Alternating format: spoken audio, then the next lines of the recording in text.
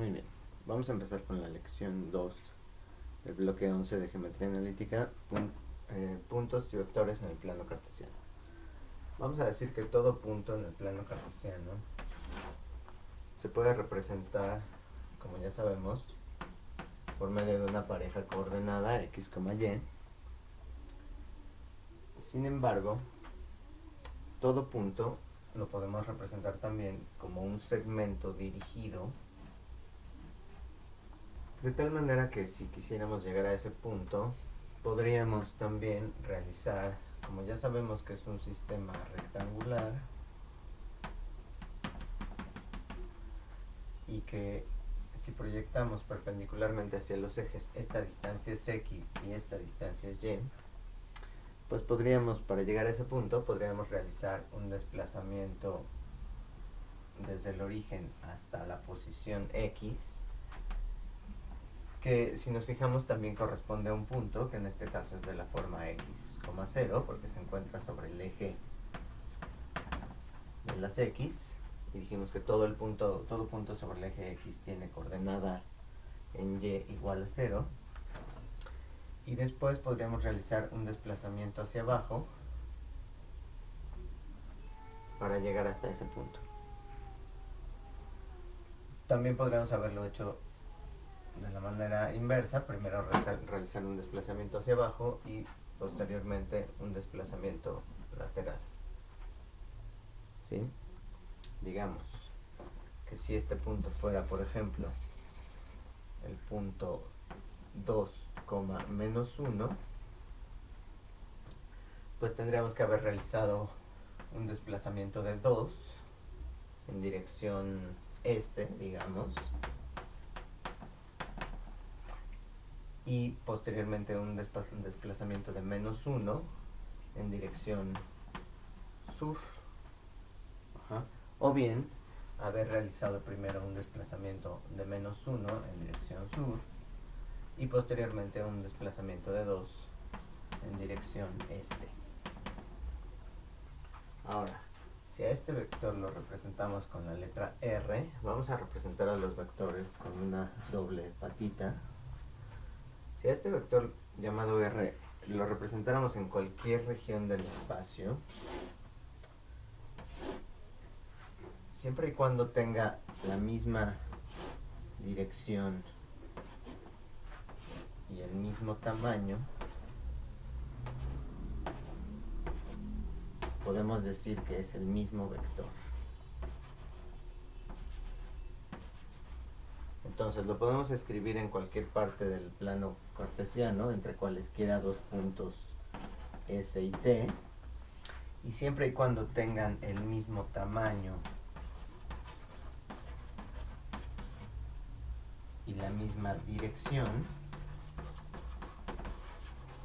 entonces podemos decir que todos estos vectores son el mismo vector. Ahora, ¿qué es el tamaño? El tamaño de un vector, pues es dadas sus coordenadas x, y. Si usáramos el teorema de Pitágoras, nosotros podemos ver que el tamaño de un vector no es más que la longitud de la hipotenusa del triángulo rectángulo que se forma en nuestro sistema coordenado y el vector, donde esta hipotenusa, donde estos catetos, son justamente las coordenadas x y y.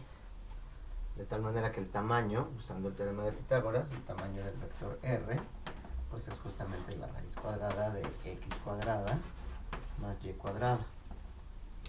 Y la dirección, pues no es otra cosa más que el ángulo al cual dicho vector apunta, medido, como siempre lo hemos medido, en dirección positiva, como se miden los ángulos.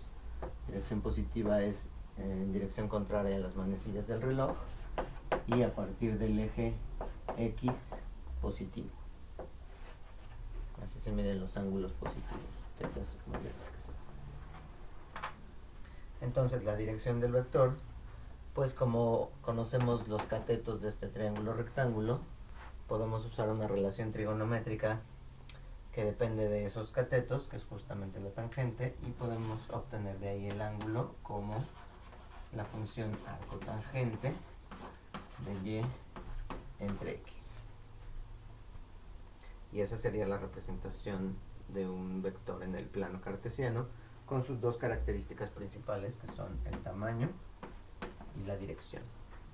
Entonces aquí, bueno, cabe señalar que hay una distinción entre las cantidades que hemos usado siempre, que les llamamos escalares,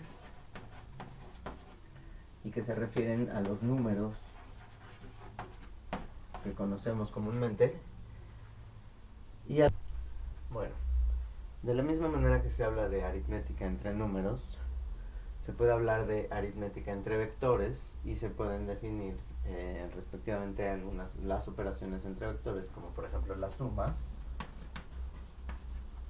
o bien la resta. Ajá. Y en ese caso, bueno, la suma o la resta de vectores se realiza sumando respectivamente las coordenadas de cada eje. Es decir, se dice que se realiza la operación coordenada a coordenada. Entonces digamos que si tenemos dos números, dos vectores, el vector A con coordenadas x1, y1 y el vector B con coordenadas x2, y2, sumar estos vectores equivale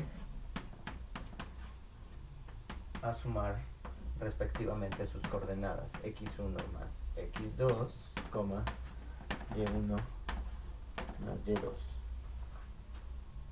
Por eso se dice que es coordenada a coordenada. Lo de x con x y lo de y con y. Ajá. Ahora, gráficamente, la suma de vectores lo que representa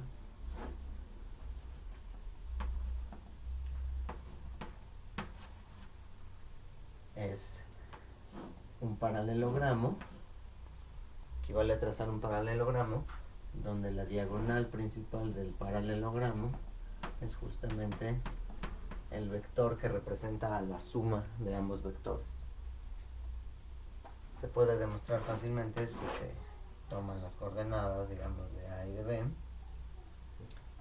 en un sistema de coordenadas y se suman respectivamente. Vamos a ver un ejemplo.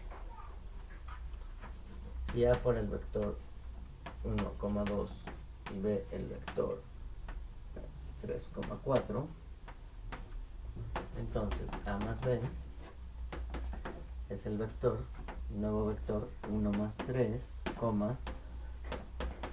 2 más 4, que es el vector 4,6. Veamos este resultado gráficamente. Si quisiéramos hacerlo gráficamente, pues trazamos nuestros dos vectores, el vector 1, 2, 3, 4, 2, 3, 4. El vector A está en 1,2, 1,1, 2.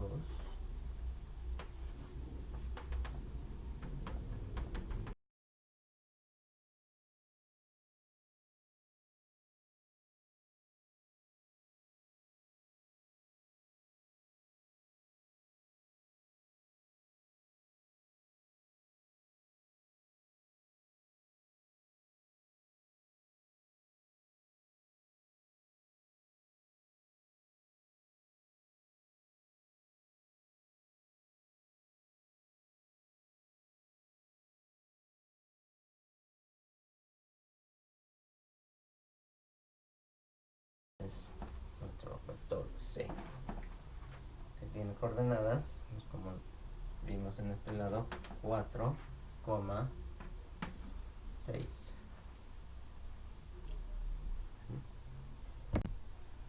Muy bien, ahora vamos a ver que al hablar de la multiplicación, podemos hablar de multiplicación de un escalar por un vector o de multiplicación entre vectores. Un escalar por un vector pues, va a ser multiplicar un número por un vector, justamente, Y entonces en ese caso lo que vamos a tener es que el escalar, que recordemos que un escalar es un número cualquiera, un real. Entonces, si multiplicamos un número real cualquiera por un vector que tiene coordenadas x1, y1, es equivalente a que ese escalar multiplique a cada una de las coordenadas del vector. Es decir, el escalar entra multiplicando a cada una de las coordenadas. Y bueno, ¿cuál va a ser el resultado final? Esto también es un vector, si se fijan, esto podemos pensar que es un vector C. ¿Cómo va a ser ese vector C respecto al vector original A? Pues depende de cómo sea el valor del escalar. Por ejemplo, vamos a pensar en caso 1. Si el escalar es mayor que 0 pero menor que 1, por ejemplo 0.5, ¿cuál sería el resultado? Pues que reduce al vector A, pero lo mantiene positivo. Caso 2. Si el número A fuera mayor que 1, entonces lo aumenta de tamaño y lo mantiene positivo. Caso 3. Si el vector A, si el escalar A fuera más grande que menos 1, pero menor que 0, entonces en ese caso lo reduce de tamaño y le cambia de signo a negativo, signo negativo. Y caso 4, si el escalar A fuera más chico que menos 1, entonces en ese caso lo aumenta de tamaño y lo vuelve negativo. Pensando en que aumentar o reducir es, digamos, como si este fuera el vector A, aumentarlo pues es hacerlo más grande, ¿no? Reducirlo pues significa acortarlo. Entonces aumentarlo y invertir el signo pues es, si este era A, el resultado final es más grande y negativo. Luego, la multiplicación entre vectores, pues vamos a tener también de dos casos. Una que nos da por resultado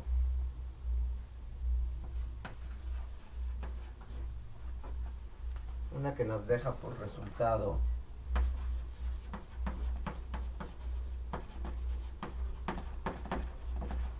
un escalar, y otra que resulta o que nos da por resultado un vector. Pues bueno, vamos a llamarle producto escalar a la siguiente operación. Si A fueran los vectores x1, y1 y B el vector x2, y2, entonces el producto escalar, que se denota con un punto, A punto B, va a ser x1, el producto de x1 por x2, más el producto de y1 por y2.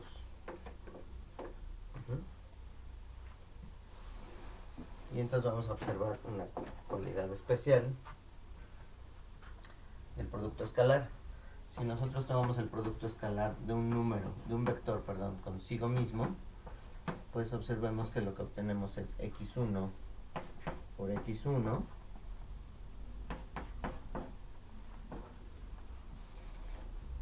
más y1 por y1. Y esto es x1 al cuadrado más y1 al cuadrado, que ya lo habíamos obtenido por ahí cuando vimos quién era el tamaño de un vector. Entonces esto era justamente el tamaño de r, pero sería el tamaño de r elevado al cuadrado. Entonces esta cantidad se denota como la norma al cuadrado de un vector. o el tamaño al cuadrado de un vector, va a ser x1 al cuadrado más y1 al cuadrado. Numéricamente las dos operaciones las podemos evaluar de la siguiente manera. El producto escalar de dos vectores A con B, ya que conocemos cómo calcular la norma o el tamaño de un vector usando la operación producto escalar, podemos ver que el producto escalar de dos vectores se obtiene numéricamente calculando la norma de uno, del primero, multiplicando por la norma del segundo y multiplicando por el coseno del ángulo que forman entre sí ambos vectores. Es decir, estos dos vectores, si se encuentran en el plano, pues entre sí forman un determinado ángulo alfa, perdón, teta le estoy llamando, de tal manera que si conocemos ese ángulo y conocemos las coordenadas de los vectores, podemos calcular sus tamaños y obtener numéricamente quién es ese valor. Y numéricamente dijimos, bueno, que el producto vectorial de dos vectores, el producto cruz, nos da otro vector. Sin embargo, no vamos a ver en este momento cómo se calcula ese vector. Vamos a ver cómo se evalúa numéricamente, dado que solo tenemos en este momento la herramienta para ver eso, que es multiplicar nuevamente por la norma de A, la norma de B, pero en este caso por el seno del ángulo entre ambos vectores. En este caso, esta cantidad A cruz B lo que nos estaría representando sería el valor numérico del área encerrada por el paralelogramo que forman los vectores A y B. Es decir, esta cantidad corresponde numéricamente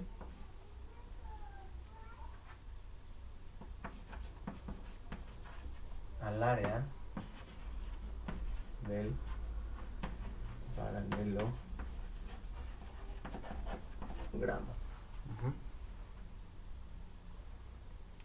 Y bueno, finalmente para concluir vamos a ver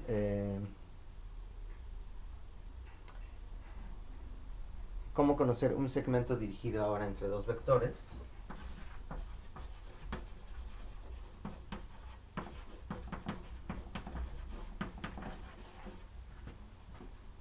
Dirigido, digamos, del vector A hasta el vector B. Es decir, si tuviéramos dos vectores,